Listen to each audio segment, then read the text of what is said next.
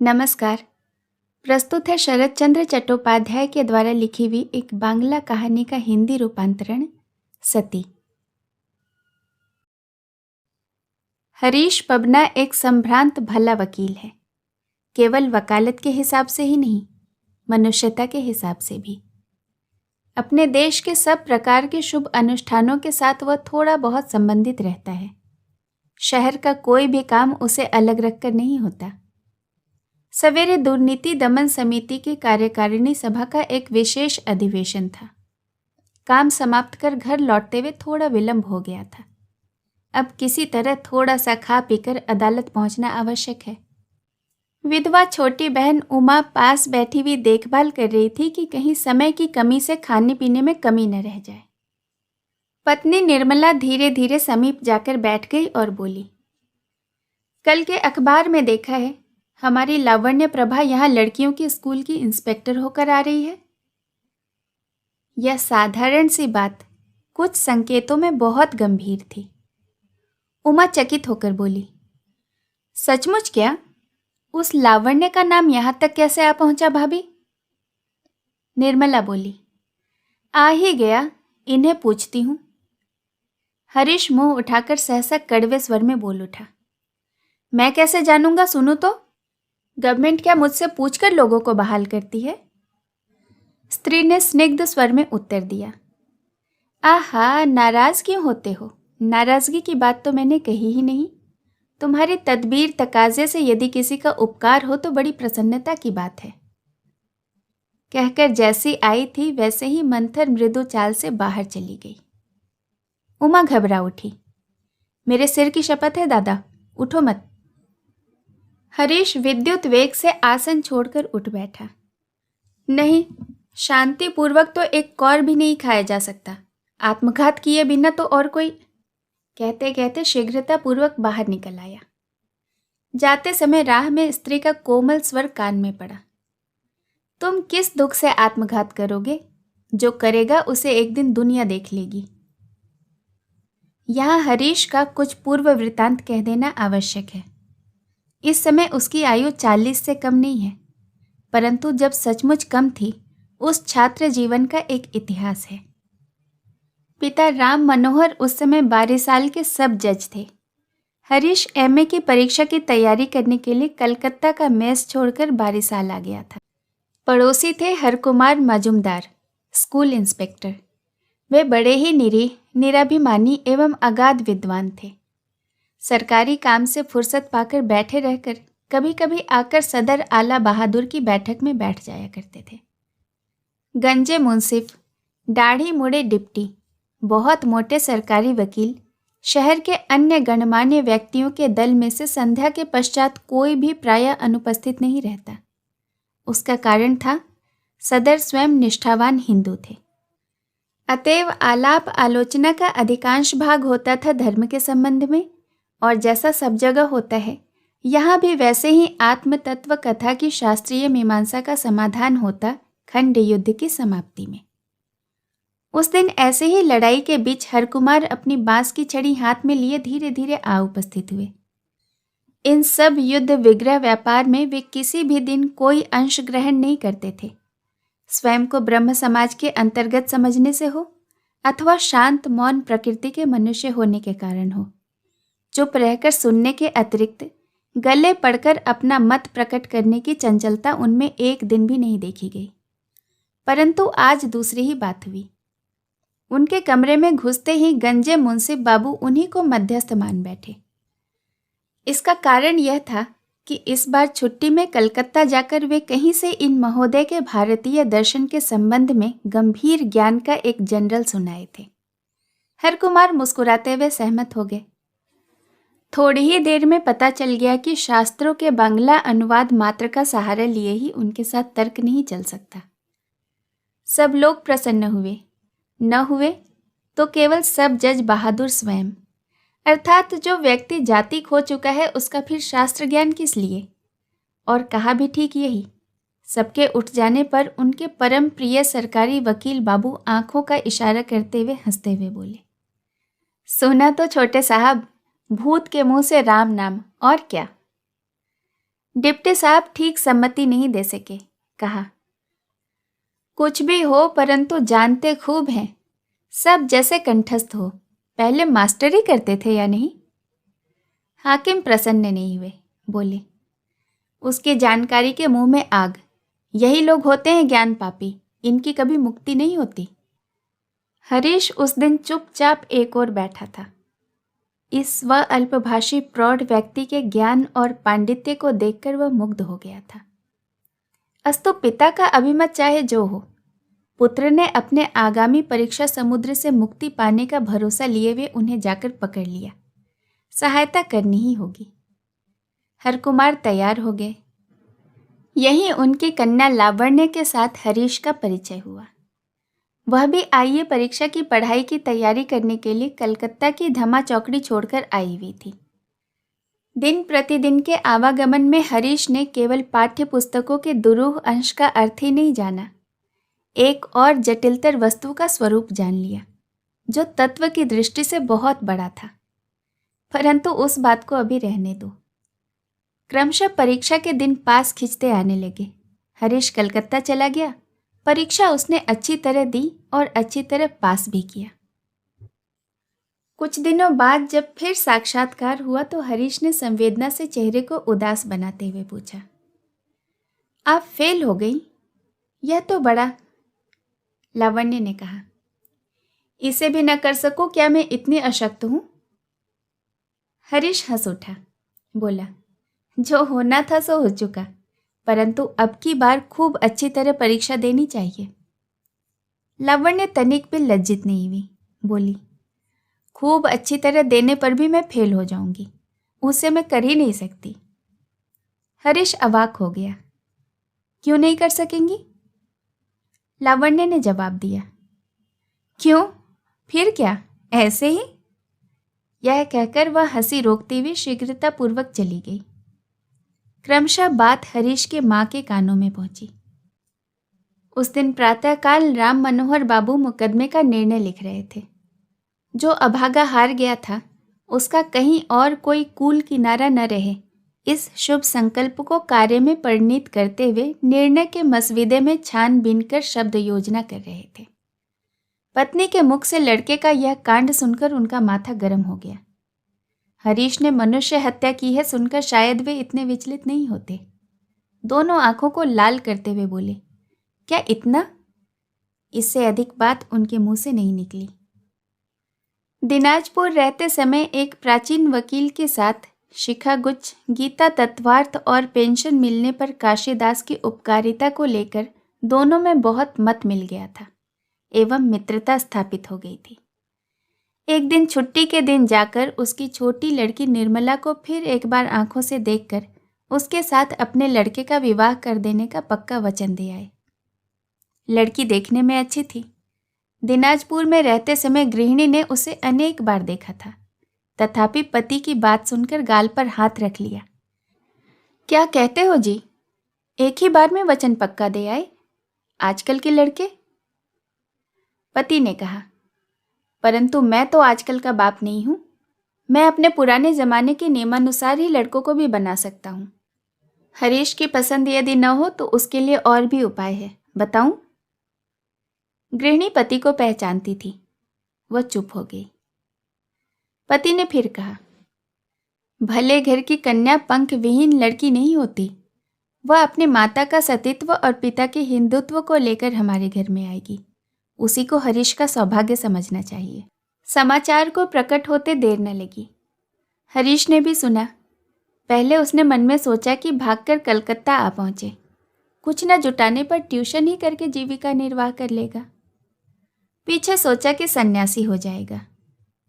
अंत में पिता स्वर्ग, पिता धर्म, पिता ही परम तपः इत्यादि स्मरण करके चुप बैठ गया। कन्या के पिता धूमधाम से वर देखने आए एवं आशीर्वाद यानी सगाई का काम भी इसी के साथ पूरा कर दिया। आयोजन में शहर के बहुत से संभ्रांत व्यक्ति भी आमंत्रित होकर आए थे। निरीह हरकुमार कुछ जाने बिना ही आ गए थे। उनके समक्ष राय बहादुर ने अपने भावी संबंधी मैत्र महाशय की हिंदू धर्म में प्रगाढ़ निष्ठा का परिचय दिया एवं अंग्रेजी शिक्षा में संख्यातीत दोषों का वर्णन कर बहुत प्रकार से ऐसा अभिमत प्रकट किया कि उन्हें 1000 रुपये महीना नौकरी देने के अतिरिक्त अंग्रेजों का और कोई गुण नहीं है। परंतु आजकल दिन और ही तरह के हो गए हैं। लड़कों को अंग्रेजी पढ़ाए बिना काम नहीं चलता।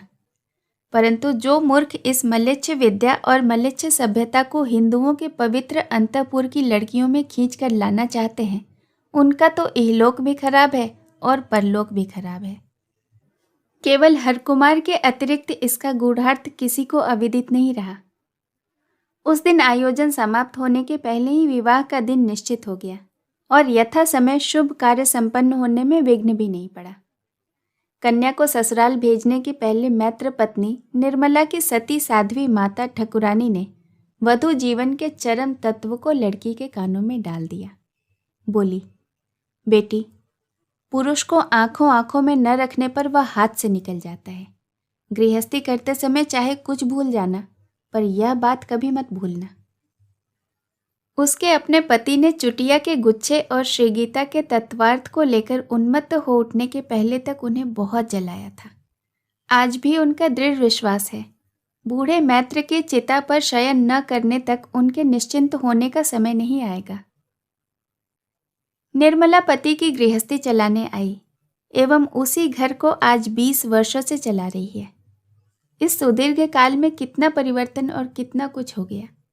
राय बहादुर मर गए, धर्मनिष्ठ मैत्र स्वर्गवासी हो गए, पढ़ाई लिखाई समाप्त होकर लावण्य का अन्यत्र विवाह हो गया, जूनियर वकील हरीश सीनियर हो गया, आयु भी अब यौवन पार कर प्रौढ़ता में जा पहुंची। परंतु निर्मला अपनी माता के दिए हुए मंत्र को जीवन भर नहीं भूली।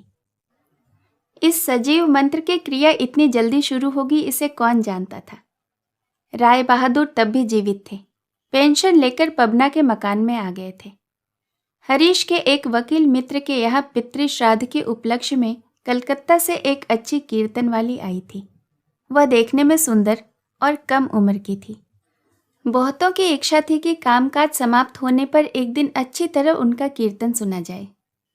दूसरे दिन हरीश को गाना सुनने का निमंत्रण मिला।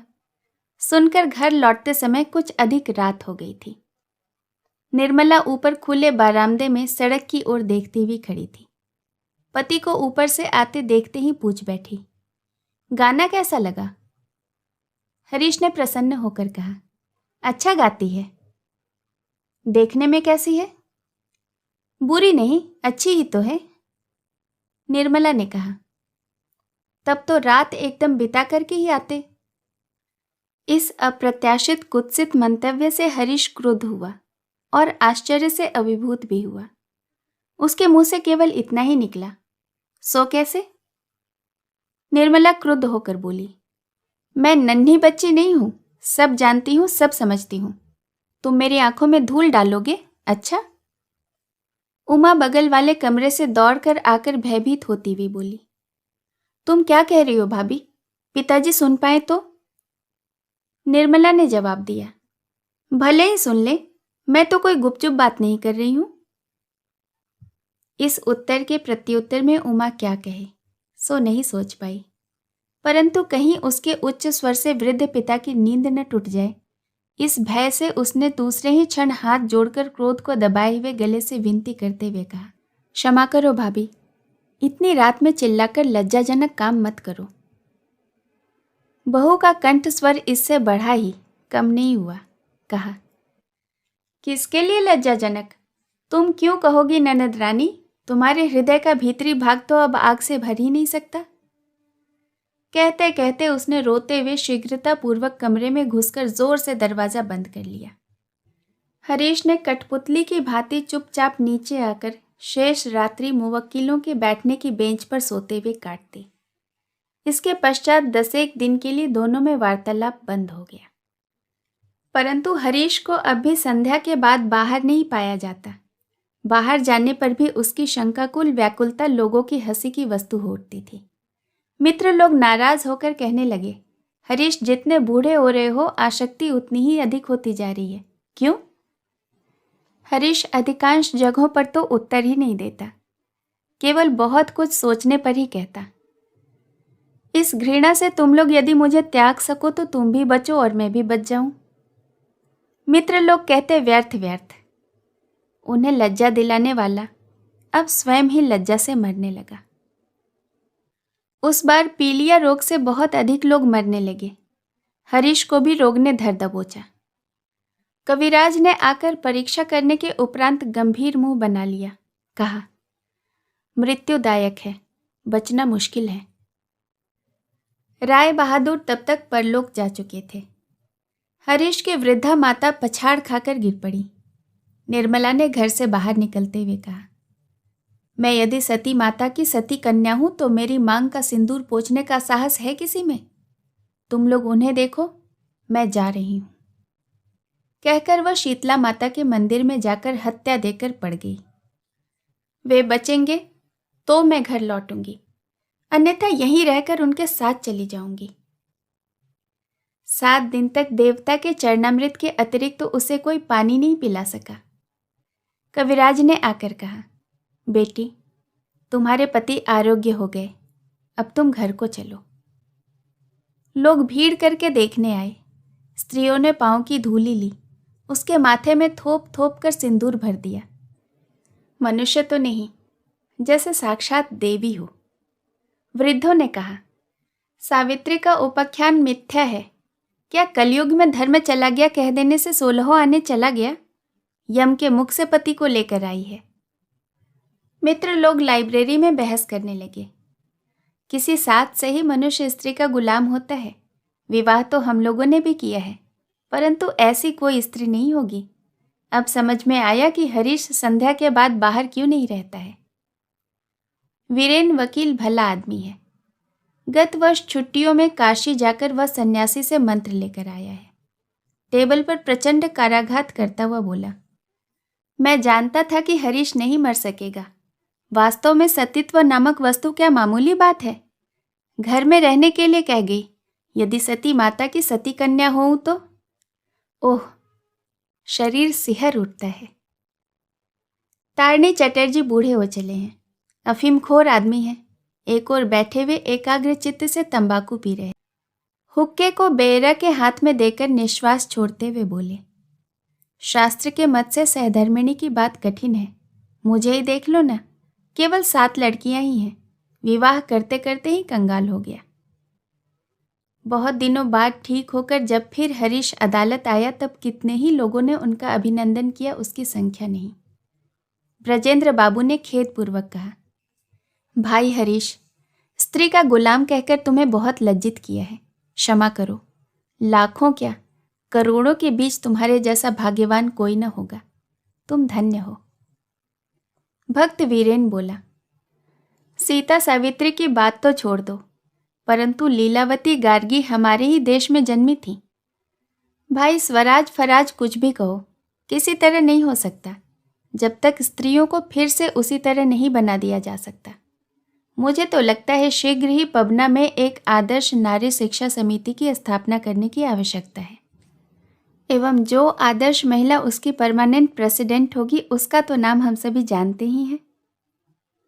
वृद्ध तारिणी चैटर्जी ने कहा, उसी के साथ एक दहेज प्रथा निवारिणी समिति होना भी जरूरी है। सारा देश छार छार हो गया है। ब्रजेंद्र ने कहा, हरीश, तुम्हारा तो बचपन में अच्छा लिखने वाला हाथ था। तुम्हें उचित है कि तुम इस रिकवरी के संबंध में एक आर्टिकल लिखकर आनंद बाजार पत्रिका में छपवा दो। हरीश किसी बात का जवाब नहीं दे सका। कृतज्ञता से उसकी दोनों आंखें छलछला आईं। मृत जमींदार गुसाई चरण की विधवा पुत्रवधू के साथ अन्य पुत्रों का जमींदारी के संबंध में मुकदमा छिड़ गया। हरीश था विधवा का वकील। जमींदार के लोगों में न जाने कौन किस पक्ष का हो, यह विचार कर गुप्त परामर्श करने के लिए विधवा स्वयं ही इससे पूर्व 1-2 बार वकील के घर आई थी। आज सवेरे भी उनकी गाड़ी आकर हरीश के दरवाजे पर रुकी। हरीश ने चकित होकर उन्हें अपने बैठक में आकर बिठाया। बातचीत कहीं निजी बैठक के दूसरे कमरे में बैठे हुए मुहर्रिर के कानों में न जा पड़े, इस भय से दोनों ही जरा सावधानी से धीरे धीरे बातें कर रहे थे। विधवा के किसी असंलग्न प्रश्न पर हरीश द्वारा हंसकर जवाब देने की चेष्टा करते ही बगल वाले कमरे के पर्दे की ओट में से अचानक एक तीक्ष्ण कंठ स्वर आया। मैं सब सुन रही हूं। विधवा चौंक पड़ी। हरीश लज्जा और आशंका से काट हो गया। एक जोड़ी अत्यंत सतर्क कान और नेत्र उस पर दिन रात पहरा लगाए रहते हैं, यह बात वह क्षण भर के लिए भूल गया था। पर्दा हटाकर निर्मला रणचंडी सी बाहर निकल कर आई। हाथ हिलाकर कंठ स्वर में जहर घोलती हुई बोली, फुसफुसाकर बातें करके मुझे धोखा दोगे? मन में भी मत सोचना। क्यों? मैंने अपने साथ तो कभी इस तरह से बातें करते तुम्हें नहीं देखा। अभियोग बिल्कुल झूठा नहीं था। विधवा भयभीत होकर बोली, यह क्या उपद्रव है हरीश बाबू? हरीश विमूढ़ की भांति क्षण भर देखता रहा और बोला, पागल। निर्मला ने कहा, पागल? पागल ही सही, परंतु करोगे क्या सुनूं तो? कहकर वह हाय हाय करती हुई रोने लगी। अचानक घुटने टेककर विधवा के पांवों के पास धम करके माथा फोड़ने लगी। मुहर्रिर काम छोड़कर दौड़ा आया। एक जूनियर वकील उसी के लिए आया था। वह आकर दरवाजे के समीप खड़ा हो गया। बोस कंपनी का बिल भुगतान करने के लिए आया हुआ आदमी उसी के कंधे के ऊपर उचकने लगा एवं उन्हीं के आंखों के सामने निर्मला सिर फोड़ने लगी। मैं सब जानती हूँ, सब समझती हूँ। रहो, तुम्ही लोग सुखी रहो, परंतु यदि सती माता की कन्या हूँ, यदि मन वचन से एक के अतिरिक्त दूसरे को भी जानती हूँ, यदि। इधर विधवा स्वयं भी रोती हुई कहने लगी, यह क्या तमाशा है हरीश बाबू? यह क्या बदनामी दी जा रही है? यह क्या मेरा? हरीश ने किसी भी बात का कोई प्रतिवाद नहीं किया। नीचा मुंह किए खड़े हुए उसके मन में होने लगा कि पृथ्वी फट क्यों नहीं जाती हो। लज्जा, घृणा, क्रोध से हरीश उसी कमरे में स्तब्ध होकर बैठा रहा। अदालत जाने की बात तो सोच भी न सका। दोपहर को उमा आकर बहुत साध्य साधना एवं सिर की शपथ देकर कुछ खिला कर गई। संध्या होने से पूर्व ब्राह्मण महाराज ने चांदी की कटोरी में थोड़ा सा पानी लेकर पांवों के पास रख दिया। हरीश को पहले तो इच्छा हुई कि लात मारकर इसे फेंक दे, परंतु आत्मसंवरण करके आज भी पैर का अंगूठा उसमें डुबा दिया। पति का चरणामृत पिए बिना निर्मला किसी दिन पानी भी नहीं छूती थी। रात में बाहर के कमरे में अकेला लेटा हुआ हरीश सोच रहा था, उसके इस दुख में दुभर जीवन का अंत कब होगा। ऐसा बहुत दिन बहुत प्रकार से सोचा है, परंतु अपनी इस सती स्त्री के एकनिष्ठ प्रेम के दुस्सह नागपाश बंधन से मुक्ति का कोई भी मार्ग उसकी आंखों को दिखाई नहीं दिया। 2 वर्ष बीत गए। निर्मला ने खोज करके जाना है कि अखबार की खबर झूठी नहीं है। लावण्य सचमुच ही पबना की लड़कियों के स्कूल की निरीक्षिका बनकर आ रही है। आज हरीश ने कुछ जल्दी ही अदालत से लौटकर छोटी बहन उमा को बताया कि रात ट्रेन से उसे विशेष काम से कलकत्ता जाना होगा। लौटने में शायद 4 दिन की देर हो जाएगी। बिछौना एवं आवश्यक कपड़े लत्ते नौकर द्वारा ठीक करवा कर रखने हैं। 15 दिन से पति पत्नी में बोलचाल बंद थी। रेलवे स्टेशन दूर है। रात के 8 बजे ही मोटर से बाहर निकल जाना पड़ेगा। संध्या के बाद वह मुकदमे के आवश्यक कागज पत्र हैंडबैग में रख रहा था। निर्मला ने तभी प्रवेश किया। हरीश ने मुंह उठाकर देखा, कुछ कहा नहीं। निर्मला ने क्षण भर मौन रहकर प्रश्न किया, आज कलकत्ता जा रहे हो क्या? हरीश ने कहा, हाँ। क्यों? क्यों फिर क्या? मुवक्किल का काम है, हाईकोर्ट में मुकदमा है। चलो, मैं भी तुम्हारे संग चलूंगी। तुम चलोगी? जाकर कहाँ ठहरोगी? सुनो तो। निर्मला ने कहा, जहां भी होगा, तुम्हारे साथ पेड़ के नीचे रहने में भी मुझे लज्जा नहीं है। बात अच्छी थी, एक सती स्त्री की उपयुक्त, परंतु हरीश के सर्वांग में जैसे कांच की फली मल दी गई थी। कहा, तुम्हें लज्जा नहीं है, मुझे है। मैंने पेड़ के नीचे के बदले फिलहाल किसी एक मित्र के घर में जाकर ठहरना निश्चित किया है। निर्मला बोली, तब तो और भी अच्छा है। उसके घर में भी स्त्री होगी, बाल बच्चे होंगे, मुझे कोई असुविधा नहीं होगी। हरीश ने कहा, नहीं, यह नहीं होगा। किसी ने बोला नहीं, कहा नहीं, बिना बुलाए तुम्हें दूसरे के मकान में ले जाकर नहीं ठहरा सकूंगा। निर्मला बोली, नहीं हो सकेगा सो तो जानती हूं, मुझे साथ लेकर लावण्य के घर में तो ठहरा नहीं जा सकता। हरीश क्रुद्ध हो उठा, हाथ मुंह हिलाकर चिल्लाता हुआ बोला, तुम जैसी घृणित हो वैसी ही नीच भी। वह विधवा भद्र महिला है, मैं वहां क्यों जाऊंगा? वह भी मुझे क्यों आने के लिए कहेगी? इसके अतिरिक्त मेरे पास समय ही कहाँ है? दूसरे के काम से कलकत्ता जाकर सांस छोड़ने की फुर्सत नहीं मिलेगी। मिलेगी जी मिलेगी, कहकर निर्मला कमरे के बाहर निकल गई। 3 दिन बाद हरीश के कलकत्ते से लौट आने पर स्त्री ने कहा, 4-5 दिन कहकर गए, 3 दिन में ही लौट आए, यह तो बड़ा।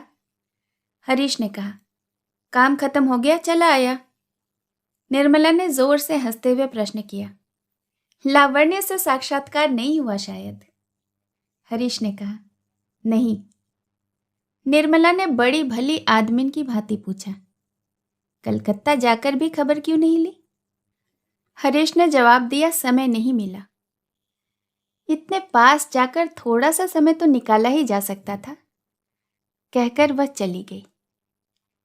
इसके महीने भर बाद एक दिन अदालत जाने के लिए बाहर निकलते समय हरीश ने बहन को बुलाकर कहा, आज मेरे लौटने में शायद थोड़ी देर हो जाएगी उमा। क्यों दादा? उमा पास ही थी, धीरे धीरे बात हो रही थी, परंतु कंठ स्वर को ऊंचा चढ़ाकर किसी अदृश्य को लक्ष्य करते हुए हरीश ने उत्तर दिया, योगिन बाबू के घर एक जरूरी परामर्श करना है, देर हो सकती है। लौटने में देर हुई, रात के 12 से कम नहीं। हरीश ने मोटर से उतरकर बाहर के कमरे में प्रवेश किया। कपड़े उतारते समय सुना स्त्री ऊपर के जंगले से ड्राइवर को बुलाकर पूछ रही है, अब्दुल, योगिन बाबू के मकान से आ रहे हो शायद? अब्दुल ने कहा, नहीं माई जी, स्टेशन से आए हैं। स्टेशन? स्टेशन से क्यों? गाड़ी से कोई आया था शायद? अब्दुल ने कहा, कलकत्ता से एक माई जी और बच्चा आया था। कलकत्ता से? बाबू उन्हें लेने गए और घर पहुंचाकर आए शायद? हाँ, कहकर अब्दुल गाड़ी को गैराज में ले गया। कमरे में हरीश ओट में खड़ा रहा। ऐसी संभावना उसके मन में नहीं आई ऐसी बात नहीं थी, परंतु अपने नौकर से झूठ बोलने का अनुरोध करना उससे किसी प्रकार न हो सका। रात को ही शयन गृह में एक कुरुक्षेत्र कांड हो गया। दूसरे दिन सवेरे लावण्य अपने लड़के को लेकर घर आ उपस्थित हुई। हरीश बाहर के कमरे में था।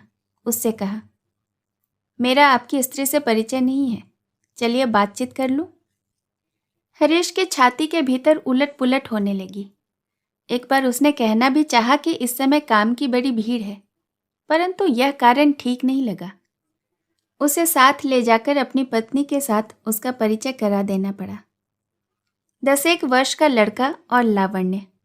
निर्मला ने उन्हें ससम्मान ग्रहण किया, लड़के को खाने के लिए दिया एवं उसकी माँ को आसन बिछाकर बलपूर्वक बैठाया। कहा, मेरा सौभाग्य जो आपके दर्शन पाए। लावण्य उसका उत्तर देती हुई बोली, हरीश बाबू के मुंह से सुना था, आपने क्रमशः वार, व्रत और उपवास कर करके शरीर को नष्ट कर डाला है। इस समय भी तो अधिक अच्छा नहीं दिखता। निर्मला हंसती हुई बोली, यह सब प्रशंसा करने की बातें हैं, परंतु यह सब उन्होंने कब कहा? हरीश उस समय पास ही खड़ा था। वह एकदम विवर्ण हो गया। लावण्य ने कहा, इसी बार कलकत्ता में खाने बैठे तो केवल आपकी ही बातें। उनके मित्र कुशल बाबू के मकान से हम लोगों का मकान बहुत पास ही है ना, छत के ऊपर से जोर से पुकारने पर भी सुनाई पड़ता है। निर्मला बोली, खूब सुविधा से? लावण्य हंसकर बोली, किंतु केवल उसी से काम नहीं चलता, लड़के को भेज बाकायदा पकड़कर बुलवाया जाता था। अच्छा? लावण्य बोली, फिर जातीय कट्टरता भी तो नहीं छोड़ते। ब्रह्मों का स्पर्श किया हुआ खाते ही नहीं थे, मेरी बुआ के हाथ तक का नहीं। सब कुछ मुझे स्वयं बनाकर परोसना पड़ता था। यह कहकर हंसती हुई कौतुक सहित हरीश की ओर देखती हुई बोली, अच्छा, इसमें आपको क्या लज्जा थी, कहिए तो? मैंने क्या ब्रह्म समाज छोड़ दिया है? हरीश का सर्वांग थरथराने लगा। उसकी मिथ्यावादिता प्रमाणित हो जाने से उसके मन में हुआ कि इतने दिनों तक पृथ्वी ने उसे कृपा करके शायद उसे पेट में रख छोड़ा था, परंतु अत्यंत आश्चर्य यह था कि निर्मला आज भयंकर उन्मादपूर्ण कोई कांड न करके स्थिर बैठी थी। संशय की वस्तु ने निर्विरोध सत्य के रूप में दिखाई देकर शायद उसे हतचेतन कर डाला था। हरीश बाहर जाकर स्तब्ध पीले पड़े मुख से बैठा रहा। इस भीषण संभावना की बात स्मरण कर लावण्य को पहले ही सतर्क कर देने की बात बहुत बार उसके मन में आई थी, परंतु आत्माभिमान हो या केवल मर्यादाहीन चोरी छिपे का प्रभाव, किसी भी प्रकार इस शिक्षित और भद्र महिला के सामने वह कुछ न कह सका था। लावण्य के चले जाने पर निर्मला आंधी की भांति कमरे में घुसती हुई बोली, छे, तुम कितने झूठे हो, इतनी झूठी बातें कहते हो।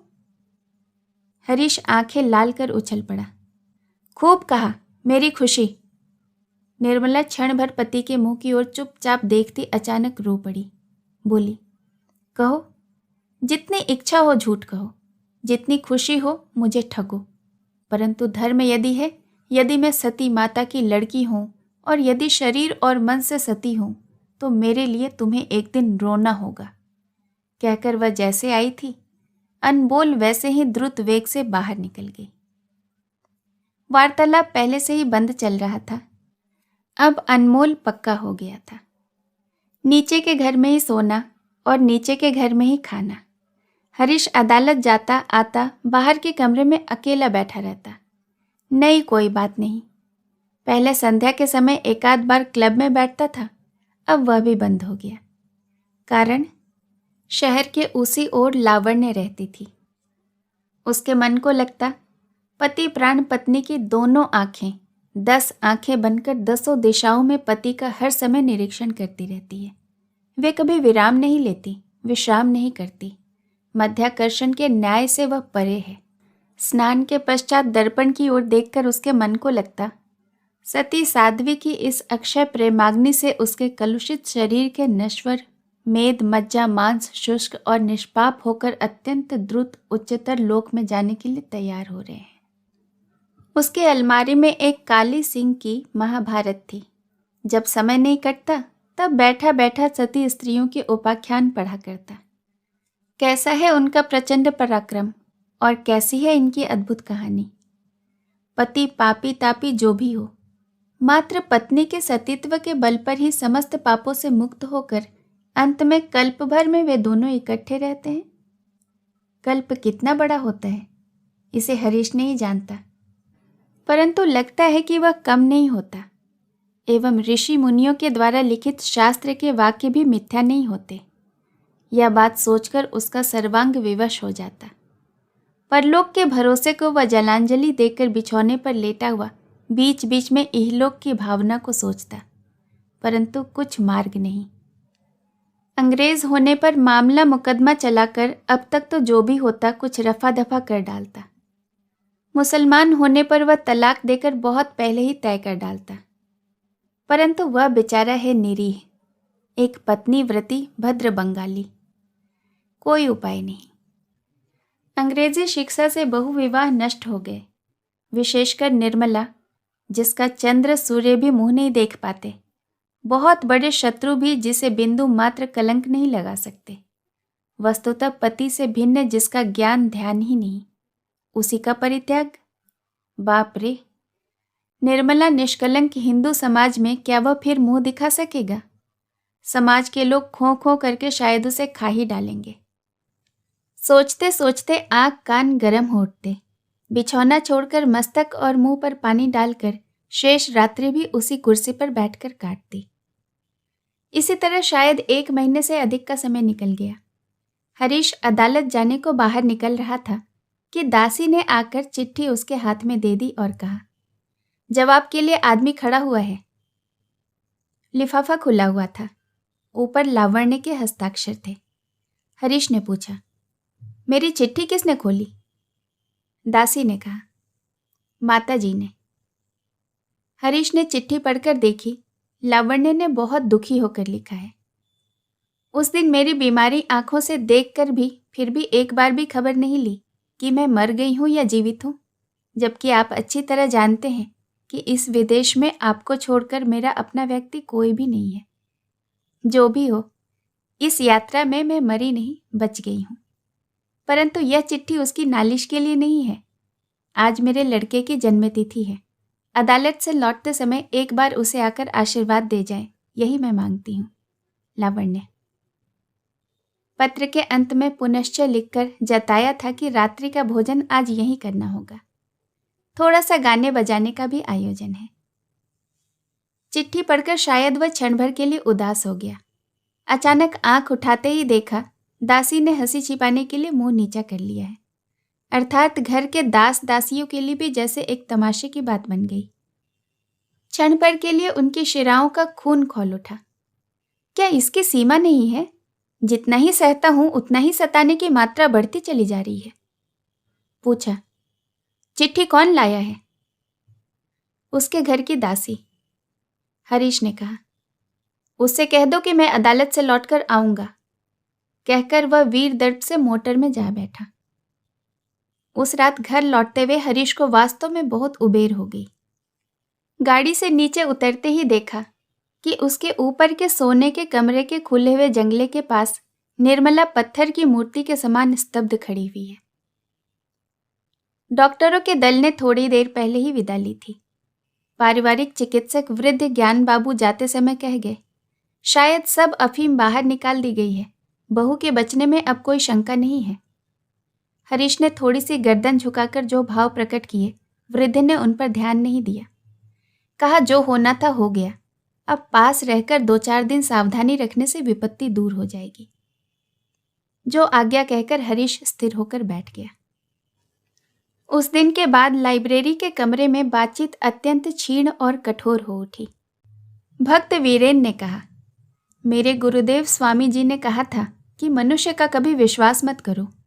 उस दिन गुसाई बाबू की विधवा पुत्र वधू के संबंध में जो कांड प्रकट हो गया था, तुम लोगों ने तो विश्वास ही नहीं किया। बोले हरीश ऐसा काम नहीं कर सकता। अब देख लिया।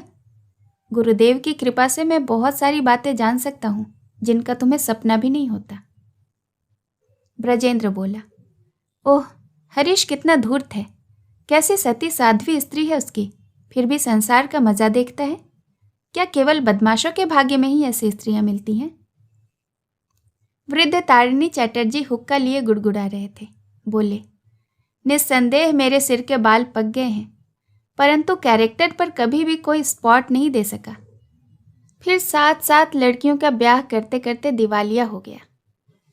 योगिनी बाबू ने कहा, हम लोगों की लड़कियों की स्कूल की निरीक्षिका लावण्य प्रभा ने महिलाओं को एक बार में ही अपना आदर्श दिखा दिया। अब तो गवर्नमेंट को मूव करना ही उचित है। भक्त वीरेन बोला, एब्सोल्युटली नेसेसरी।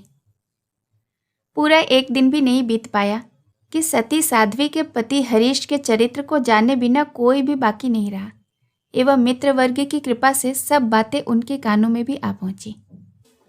उमा ने आकर आंखें पोंछते हुए कहा, दादा, तुम दोबारा विवाह कर लो। हरीश ने कहा, पगली।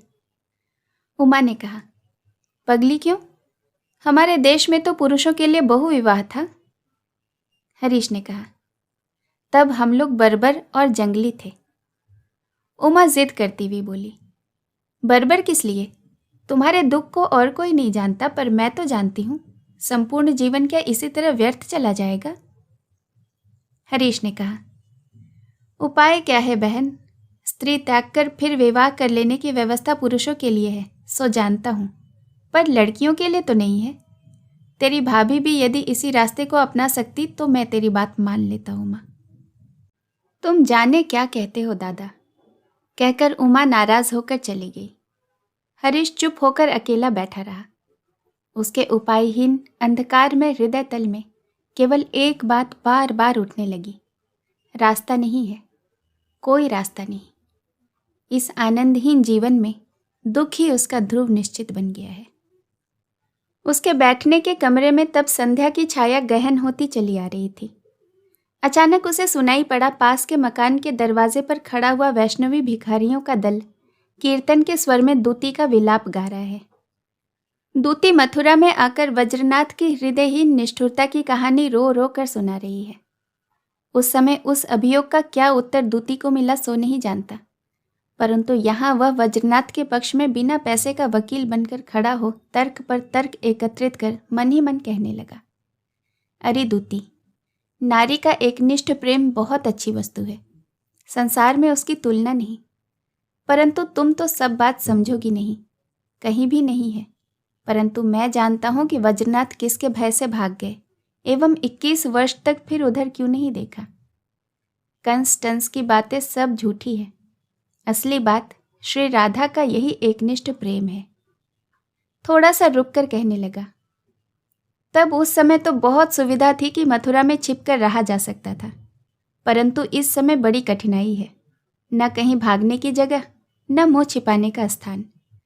अब यदि भुक्तभोगी वज्रनाथ दया करके अपने शरणागत को तनिक जल्द ही अपने चरणों में स्थान दे दे तो वह बच जाए। कहानी सुनने के लिए आपका बहुत बहुत धन्यवाद। कहानी अच्छी लगी हो तो आप इसे खुद तक ही न रखकर अपने मित्रों और परिवार के साथ शेयर कर सकते हैं। और अगर चैनल अब तक नहीं सब्सक्राइब किया है तो इसे सब्सक्राइब कर लें और इसके साथ लगे हुए बेल आइकन को भी प्रेस करें, ताकि मेरे द्वारा अपलोड की हुई कहानियों का नोटिफिकेशन आपको हमेशा मिलता रहे। धन्यवाद।